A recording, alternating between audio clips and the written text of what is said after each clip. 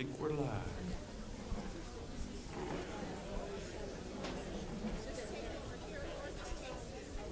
So while you're sitting down, just one administrative item, please. If you wouldn't mind taking out your cell phones, making sure the sound is off. For those of you like me, turn your hearing aids up. Cell phones down, hearing aids up, okay? We got it?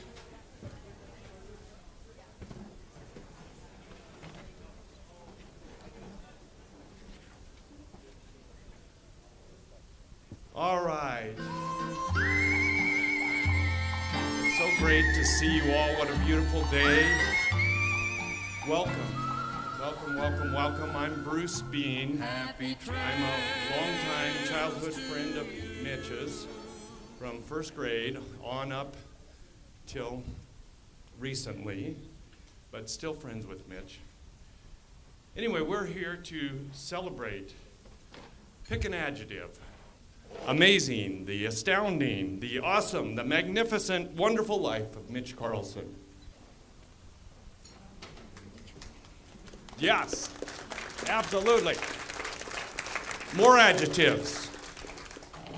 Okay, we're going to cover a lot of territory in the next hour. We're going to try and get through this in an hour's time. So first we're going to have the UN folks talk to us. Tom and Andy and Rex are going to come up first. Then the Boulder crew, the Boulder friends are going to come up. So Dee and then two Bruces. Beth is going to talk. And then Mark via Laura is going to speak to us about the Boulder years. And finally, most importantly, the family, Sarah and Martha, are going to talk about the Carlson family's cherished thoughts about Mitch. So buckle up, fasten your seatbelts, get your handkerchief out or your bandana out, because we're going to have a lot of laughter, a lot of tears, and a lot of tenderness. So let's start. The amazing, wonderful stories of Mitch Carlson are to begin. Tom? My name is Tom Ferguson, and I'm a retired Foreign Service officer. I first met Mitch in the fall of 1982. I had recently arrived in Bangkok to work for the refugee section of the American Embassy and was escorting New York Congressman Stephen Solars on a visit to the south of Thailand. Mitch was with the UN Refugee Agency, UNHCR. Solars was determined that something be done about the appalling pirate attacks on Vietnamese boat refugees crossing the Gulf of Thailand, and Mitch briefed him on the efforts of UNHCR and the Thai government to rein them in.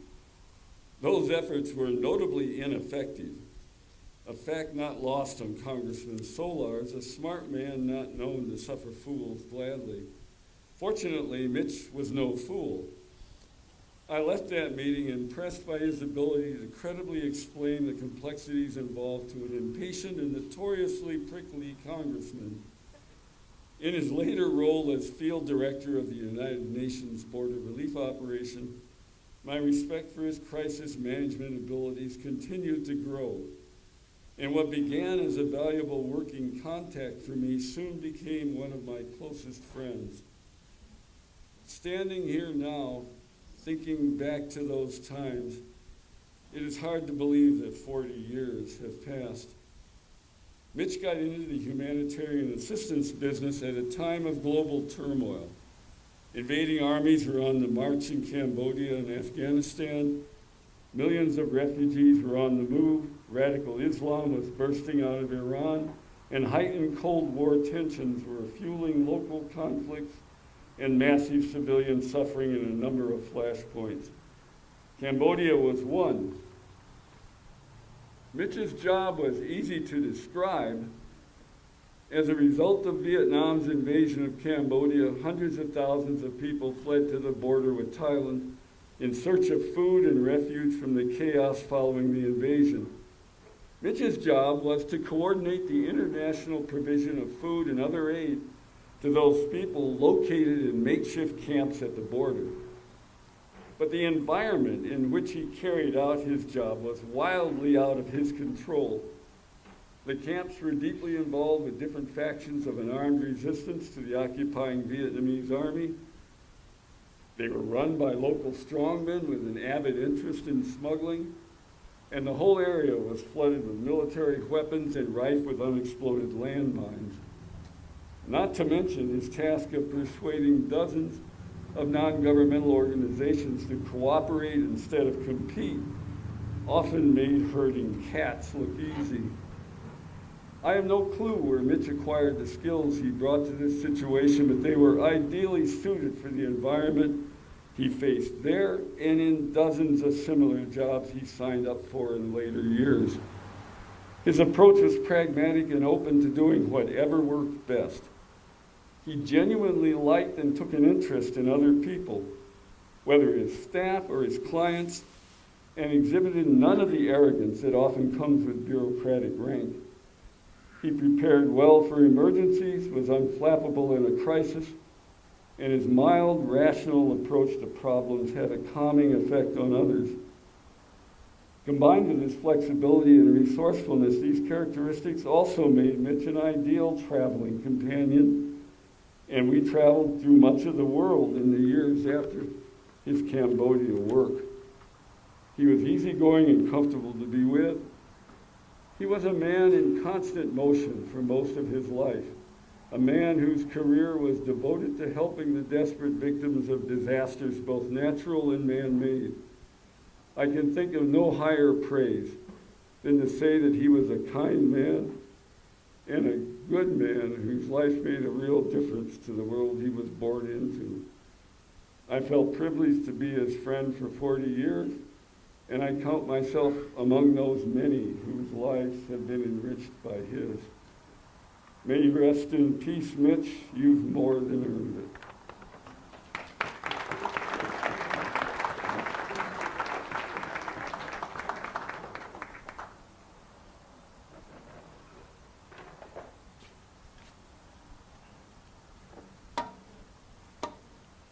My name is Andrew Pendleton, or Andy Pendleton. Should I get closer for the way? I got a big mouth anyway. MLC, as we called him, Mitch Carlson, was my boss for over a decade.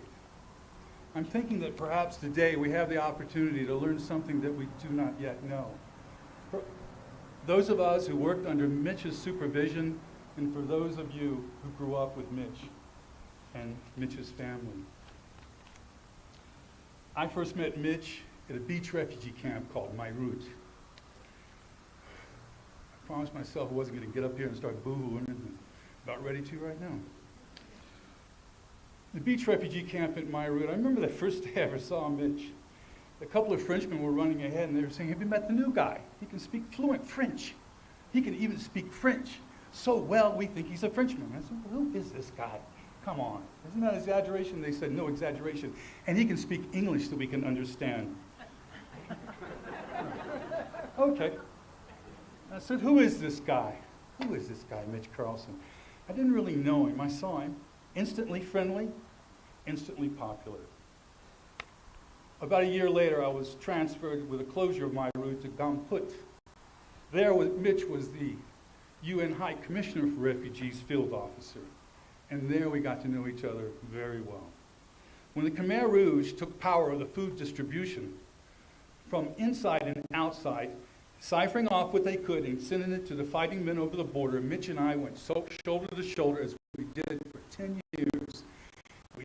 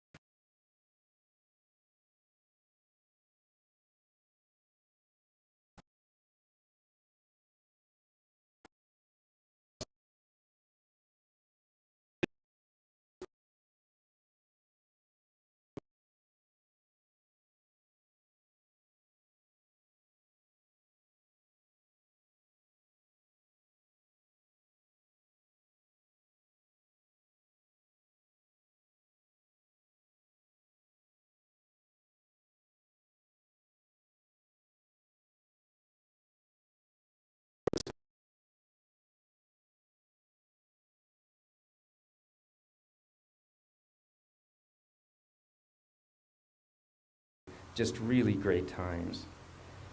When I showed up on the Thai-Cambodian border in 1988, eager for a job, Mitch demonstrated qualities that I got to know well over the many ensuing years: friendliness, kindness, and openness.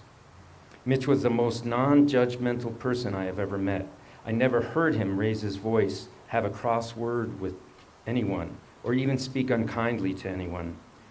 He seems to have been born without the gene that enables anger.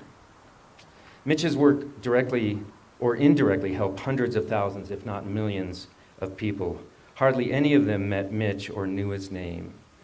But Mitch was in it for all the right reasons. He genuinely wanted to help, and help he did. Tony continues, as inspiring as Mitch's work was to me and to so many others, his friendship was what I treasured most. From the time we met, Mitch has been one of my closest friends. So many good times shared over spicy Thai meals on the streets of so many towns and cities around the world. No matter the place or the year, time spent with Mitch was always fun, enjoyable, never heavy, never dull. And Mitch never imposed or even requested, but always gave. He had a great sense of humor, a wry and informed wit. Mitch was good and kind and fun, and through and through. As a person who dedicated his life to helping others, as a friend and as a human being, Mitch will always be a hero of mine. So, thank you, Tony.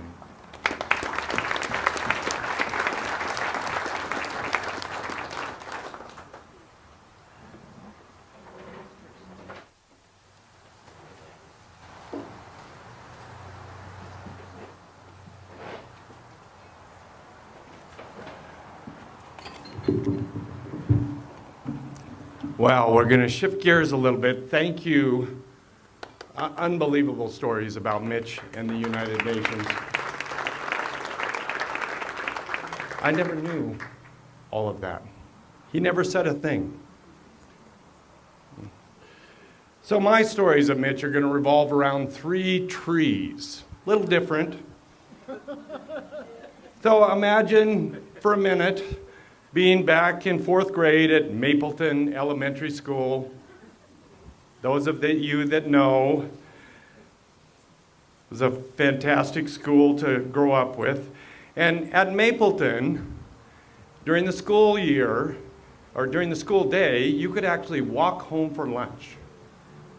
Imagine that today, walking home for lunch. What a great, amazing world it was. Boulder, Colorado.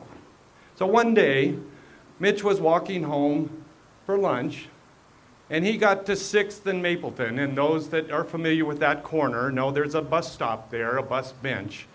And Mitch climbed up on the back of the bus bench, and he decided to jump for the tree next door. So he lunged and jumped very high, missed the branch, came back down on both his arms. Both wrists were broken. An ambulance was called, and Mitch was rushed to the hospital. And the next day, Mitch, being Mitch, showed up at 4th grade with 2 gigantic casts on his arm. And just recently, I learned from Martha that she had to occasionally help him undo his pants and help him pee. Thank you, Martha, for your service. Very, very good. So Mitch soldiered through this particular 4th grade with these particular casts on his arm, but being Mitch, as we all know, never stopped to smile or complain, or he always was smiling and never complaining. So he kept going and was fine through it all. Never deterred. So, tree number 2. At the end of 4th grade, a small maple tree was planted just outside of the 4th grade windows. Some of you may or may not remember this. For our class, this was Mrs. Klinke's class for 4th grade. And Mrs. Klinke was retiring after 50 years of serving in that particular class. She had taught some of our parents. So we were honored.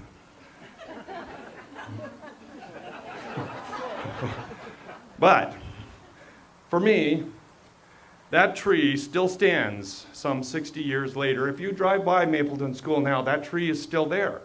It's at the corner of 9th. You know, there's a little stone drinking fountain there, so this maple tree sits next to that. It's high above the school now. And for me, that particular tree symbolizes Mitch Carlson's optimism. His ability to reach across the world, to live an amazing life of service, to give shade to all of those that he has served. His ability to reach the sky in the most difficult times. So, tree number 3. This tree, maybe tomorrow, maybe in the future, but it's a tree that you might see out there. A tree, a magnificent tree, or maybe it's a small sapling just outside your window. And so I want you to just take a moment when you see that tree, when you're standing in the shade of the tree, and think of Mitch. And say to yourself, in Mitch's honor, what could I do today to make the world a little better place? Thank you.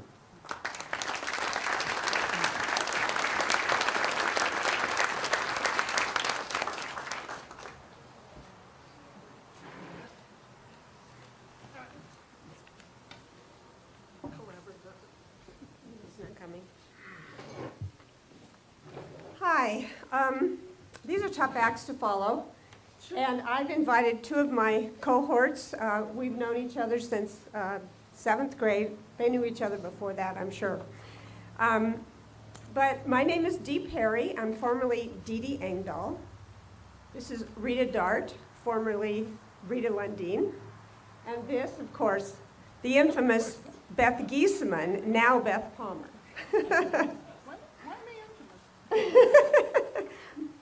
You'll hear. So the 3 of us got together and we talked about some of our memories with Mitch. And we decided to write this letter to Mitch. Mitch, you left us too soon. But it is easy for us to affirm you lived more life than most anyone after a mere 70 years on this earth. Many of us here today can't even imagine all the amazing, diverse people you positively impacted while experiencing harsh realities of this world.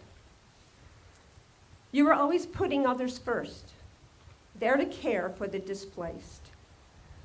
We can only hope that these harsh realities were somewhat offset by the beauty in the world you experienced.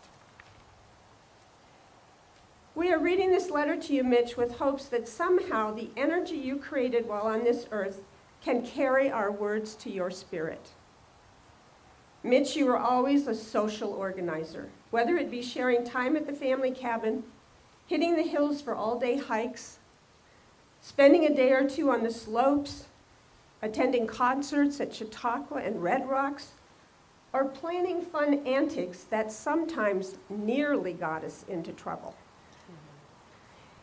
Many of our most memorable reflections come from days spent together at the cabin. At one such weekend, one of your buddies from grad school brought some very special brownies as his contribution to the potluck. Let me assure you, no one was able to hike a straight line the rest of that day, and most of us weren't even coherent. Another example of our antics with you transpired after a wedding reception many of us attended at Boulder Country Club. It was a hot summer night, and we needed to cool off a bit, so we snuck out to the pool for a few dips. We're not naming names, and we were not skinny dipping. Fortunately for us, when a nearby neighbor notified the police about a ruckus at the pool, We were not arrested, but were summarily escorted off the property, party clothes in hand. On another occasion, after one of our high school reunions, apparently there was a pool party for a select group of Mitch's friends, your friends, Mitchell. Rita and I were not there. Rumor has it that at this pool party, everyone was skinny dipping. Really? Mitchell, as I told you during one of the last visits I had with you, you were always the leader, exploring the world and trying new adventures. And you're at it again. Only this time, you're leading the way on the most mysterious journey any of us will ever experience. We're all going to join you someday. But again, you took the charge to lead the way. And we thank you for that. But we wish you had waited at least another decade before heading off on this adventure. Mitch, we believe you were blessed many times over by the many Buddhists you came to know during your travels. We hope those blessings are carrying you forward as you explore your new path. Mitchell, you will be with us for the rest of our lives in our memories. Thank you for leading the way.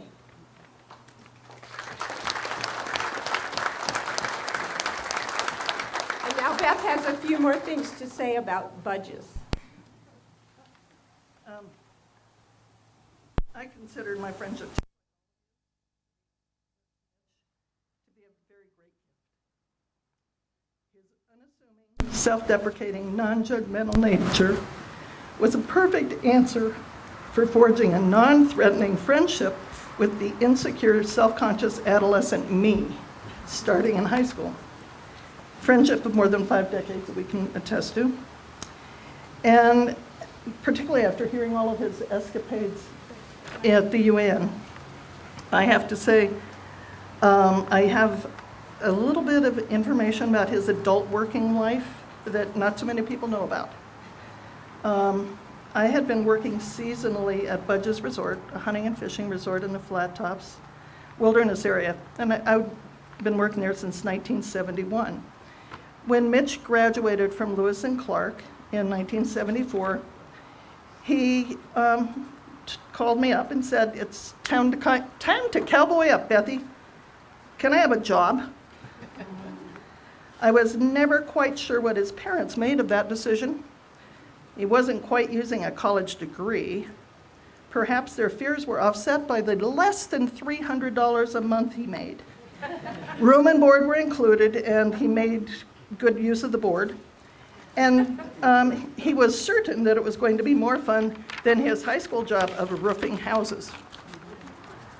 Always game to learn something new, he took on his role as wrangler, hunting and fishing guide, and ranch hound with gusto.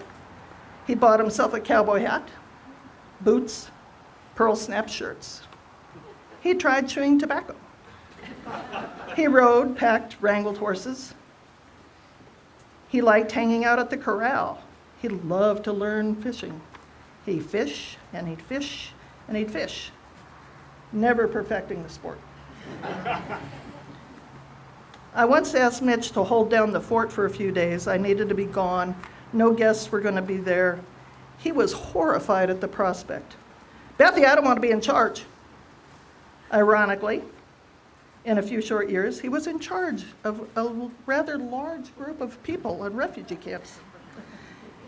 True to form, he was wonderful to work with. He was wonderful with the guests, and we had incredible experiences. Completely solidified our friendship. He became part of my family. Thank you. And what fun we had. So on that, I'd sing, cowboy up, happy trails, and all the best.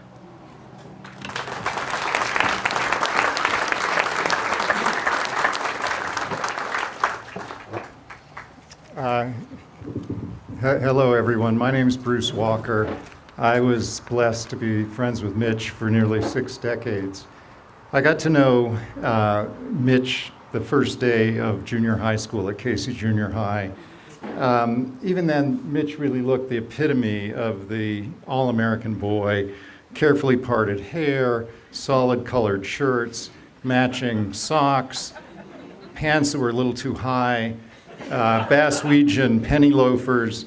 Nobody carried it better than Mitch, but we all tried. A few days ago, I pulled out the yearbooks from KC just to recollect a little bit, and it was really amazing. Mitch was everywhere. Student council, head boy, Spanish club, Latin club executive, yearbook council, always the charismatic, humble leader. And like everybody else, I became good friends with Mitch. Mitch was just this incredibly indiscriminately friendly and genuinely friendly guy. And I don't think he ever had an enemy. One of my favorite remembrances of Mitch is when we convinced our parents to let us take a speed reading course. And this course promised that we were going to be able to read so fast that the only thing that would slow us down was how fast we could turn the pages. And so one of the sessions actually was teaching us how to turn pages. At the end of it, we both read Steinbeck's The Pearl in 11 minutes with zero comprehension. So it was a very forgettable course, but Mitch was not forgettable. And Mitch went on to really extraordinary things.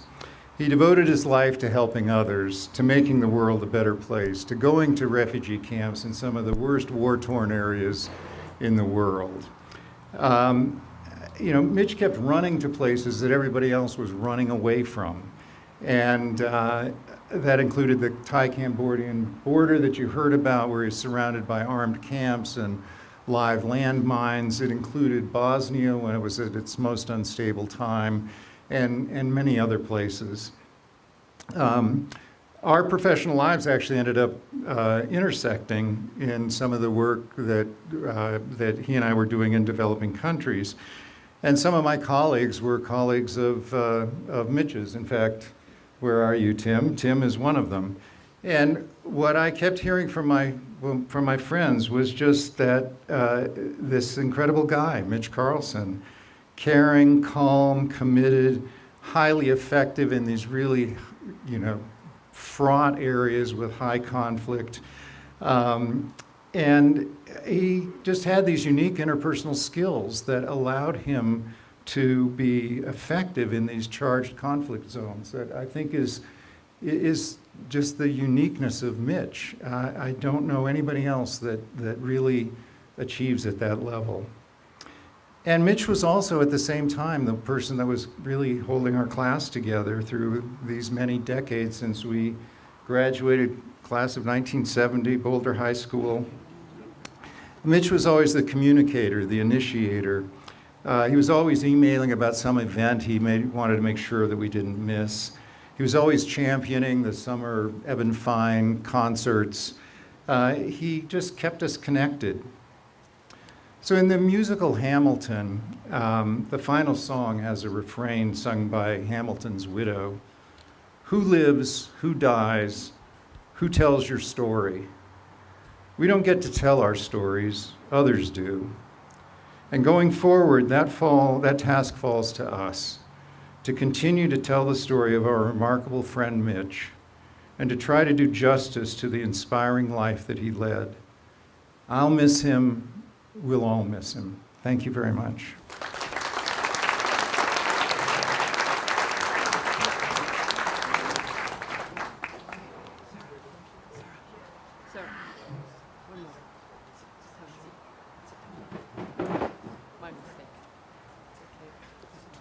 I should have talked to you.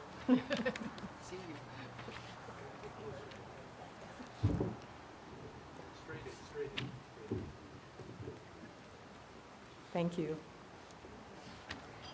My name is Laura Lyon, and I met Mitch in high school in our sophomore English class, and we had the opportunity to work on a special project together where I first experienced what I remember most was his dry sense of humor.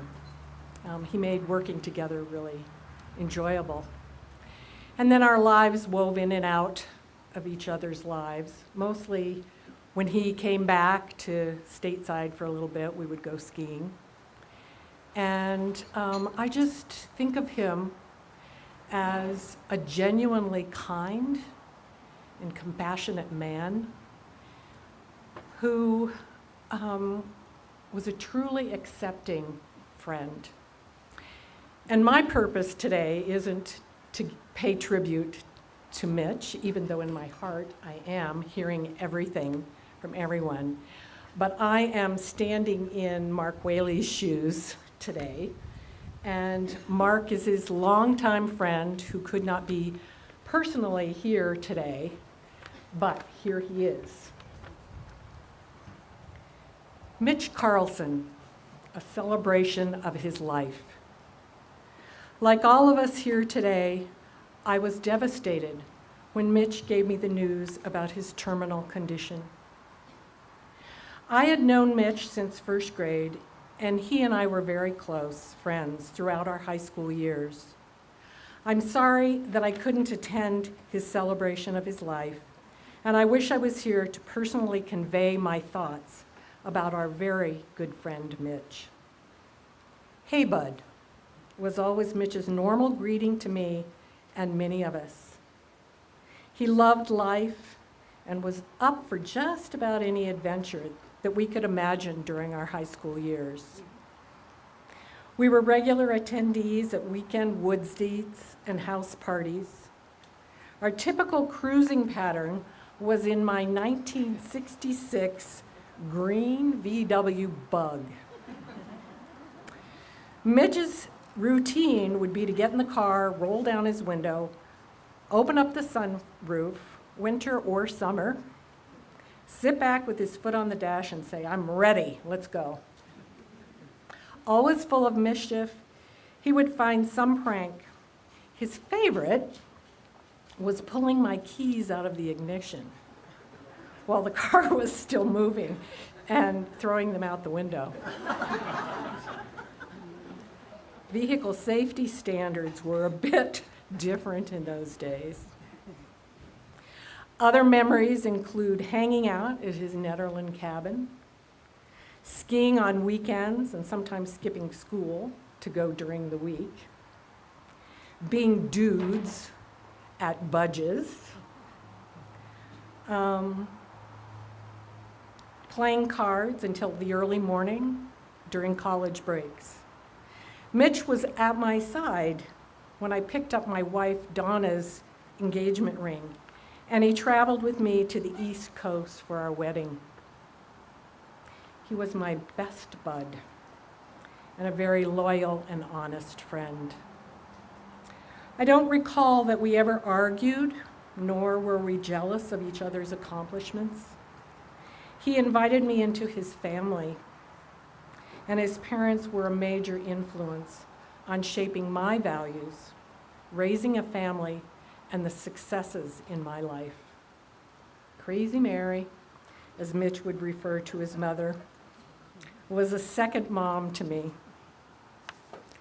Later in life, as our paths took us in different directions, we still stayed in touch with each other. I would really enjoy hearing about all his international experiences or visiting him when he was occasionally returned stateside. Mitch will always remain in my heart, and I will miss him dearly.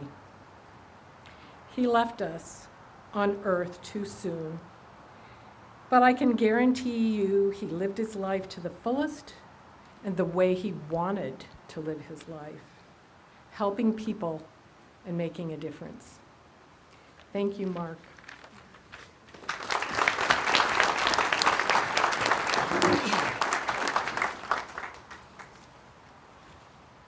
I'm Sarah Boyd, Mitch's second cousin. Our mothers were first cousins, and our grandparents were brother and sister, David and Martha Mitchell. When I learned that Mitch is not going to beat this battle, I decided to write him a goodbye letter, which is difficult to do, but I wanted to share it with you. Thank you, Martha, for asking me. Sunday, May 22nd.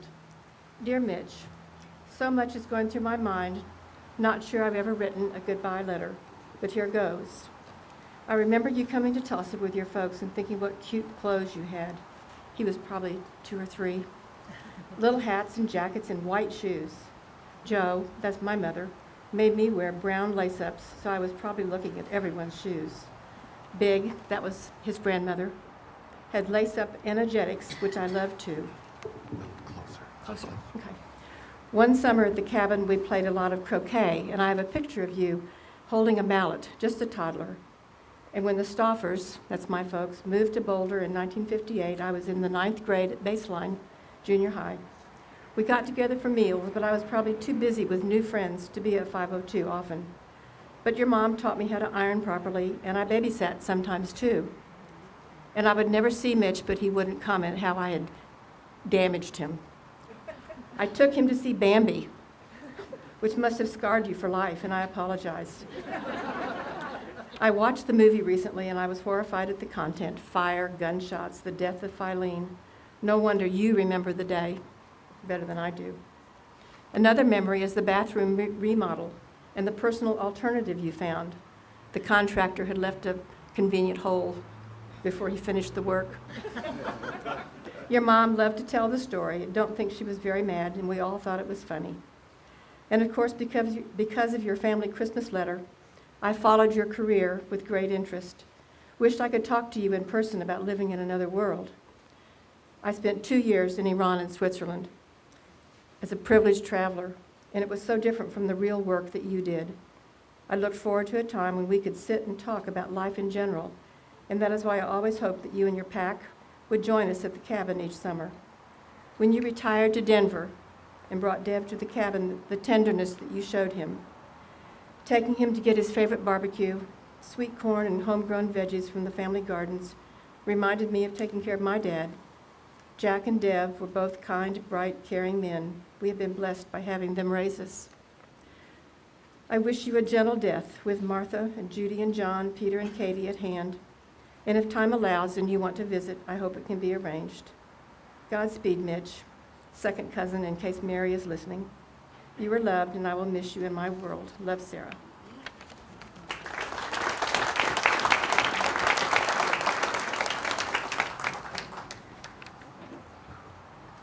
I want to clarify some stories first before I speak on behalf of the family. As most of you know, I'm Martha, Mitch's eldest sister. But Bruce was talking about the tree jumping over. Well, what they were doing, Bruce was with him, and they were being chased by a beehive that they had knocked over. Bruce made it to the limb. Mitch was afraid that he wouldn't make it, so he jumped really hard and just flew over. So Mary never forgave me. And Mom was washing the bathroom floor after the remodel and on her hands and knees. Actually, it wasn't after, because the hole was still there on the wall. And she just yelled at him, "Mitch, are you peeing in this hole?" Yeah.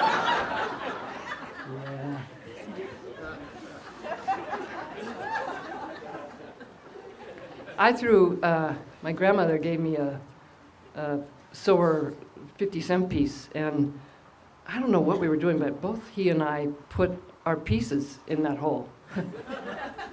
Anyway. Yeah. It's my honor to speak on behalf of the family today.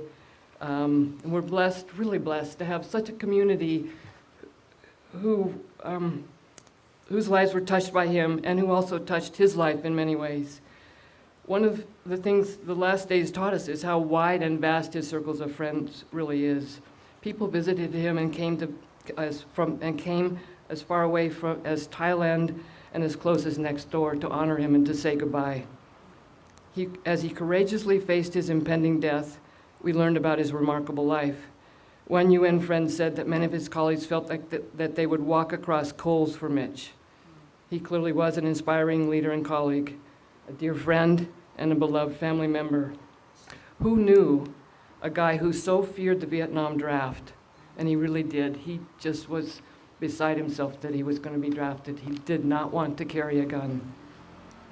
As a kid in elementary school, he walked a mile to avoid a bully, so he just didn't like aggression, but he ended up helping in war-torn areas and natural disasters for his whole career. Many people remarked that he seldom talked about his work unless asked.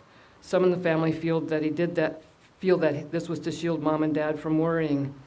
His niece Sarah said that his reticence to tell the many stories of his service was indicative of his personality, a humble man, in no way pushy about how others should pursue life. While going through his papers, I found a 9th grade typing assignment Mom saved and gave to him titled, "How I Rate Myself." It speaks of his character even as a teenager, so here's what he wrote, or typed. And he did have some typing mistakes, so it wasn't perfect. I believe in being honest and telling the truth, most of the time. Though on occasions I'm a little hesitant in telling all of the truth. In case friends are involved and I'm asked to tell what happened, I try not to bring them in on the matter to keep them out of trouble. When I go somewhere, I sometimes just tell my parents a little about where I'm going and hope they will let me go. But lately I've found that it's better to tell them the whole truth because I feel they have more confidence in me. And then there was another paragraph on courtesy as a topic. He said, I think it's really stressed upon the teenager because if he learns bad manners now, he will keep the same manners when he grows up. I enjoy being courteous to people, but every once in a while I run into some problems, like forgetting to introduce people to a friend, end quote. I don't think introductions were a problem for him. So, honesty and courtesy. At the end of Mitch's life, he displayed both by letting friends and family know that he would leave us soon. Too soon. Peter lost a big brother who was larger than life for him. As a wrangler at the Geisman Ranch, Peter saw him with cowboy hat, pliers on his belt, rugged boots, plus a beard and mustache. Things only Peter dreamed of since he was 8 years younger. When he left for the service in 1980, Peter loved hearing the stories that were too scary to share with Mom and Dad, and that happened while he bunked with Bub at the cabin. Peter built him a fly rod and gave him some waders and encouraged him to enjoy fly fishing. He was never very good, but he did enjoy it. And once Peter had to call out to him while he stood in the river. A juvenile moose wanted Mitch's spot in the river. It was a pretty close call. Anyway, Mitch was generous to the next generation, was curious to hear about their adventures, and often a willing participant. We all had a fondness for his genuine belly laugh and his compassionate interest in all things family. Katie said Mitch had no airs about him and was happy to share his knowledge and love of the outdoors or Thailand or anything with anyone, and easily engaged in conversation, much like his parents. Katie thought he should have been a DJ in retirement given his voice, and noted his modesty about his accomplishments. Judy says, I think we have this backwards. Bub, which is what the family called him, should be here to see and hear how people feel about him. The time from March to June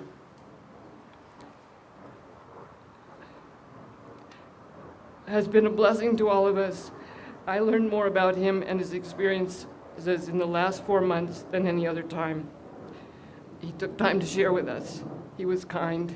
He held his grandmother's leg when steady down the canyon after she fell and broke her hip. And Judy remembers that he was the oldest. As the oldest, he got the first lockbox. He didn't keep the combo very secret. We knew it, and we also knew what was in there. And let me tell you, it wasn't all cash.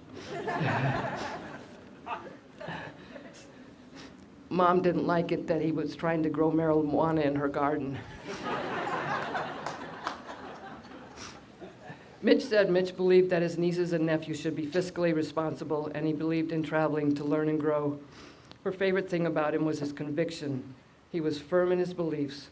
Once he had made up his mind about something, that was it. Whether it was his dislike of barking dogs, his love for the cabin, family, and friends, he felt strongly about things. She notes that he was not very well versed in interaction with infants. And one night he was holding Theo, who fell asleep in his arms, and Bub just set him on the dining room table in front and was floored that Theo kept sleeping, lying on the table. He was so happy in that moment, and Nate, Sarah's husband, and said that Mitch sparkled when in company with Theo, and I'd add with any young child. Theo, now 3, believes Bub's in his heaven house with angels and no dogs. Mitchell, his namesake, recalls some amusing things about his uncle. He always seemed to lack wrapping paper. We got gifts in plastic bags and boxes with the address on it. He would give detailed weather reports, wherever he was, whether we were interested or not. Mitchell noted that they once fed Cheetos to wild turkeys together, and he enjoyed listening to Harry Potter with Mitch. John, Mitch's brother-in-law, says that Mitch was happiest outdoors in the field and dedicated to the needful. Later in retirement, he found that volunteering at the 2 parks, Rocky Mountain and Winter Park, sustained that passion. He found great joy sitting on a porch watching birds and other critters. He took advantage of his volunteer experience to make friends with many who shared a dedication to keeping Colorado a great place to play.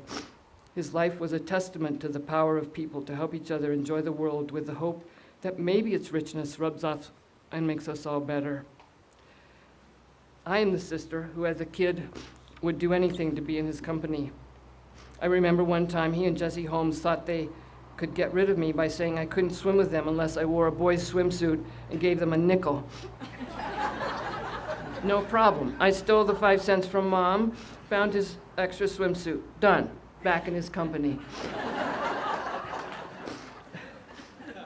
Bub, you showed such courage to see your life ending.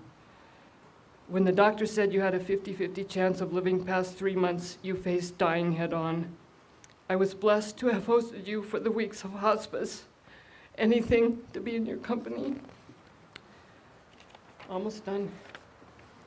But I'm grouchy that you didn't take care of yourself and left us sooner than we wished. I believe each of us has a finite number of chapters in our book, whether short or long. Mitchell, Bub, yours was full of many chapters of service, adventure, and love of friends and family. I miss you. Happy trails. Maybe we will meet again somewhere over the rainbow.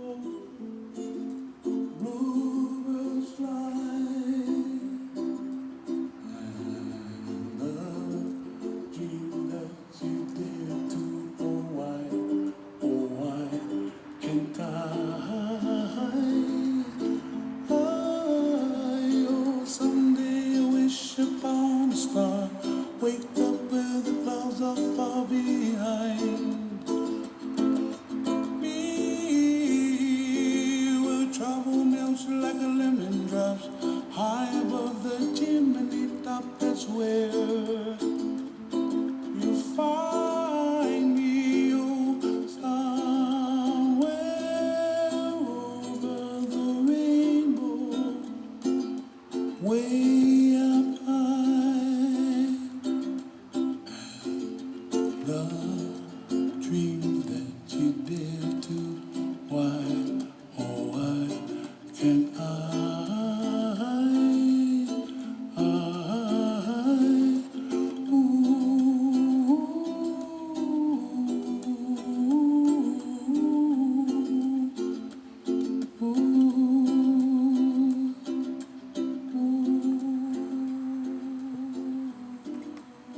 Bob wanted a party.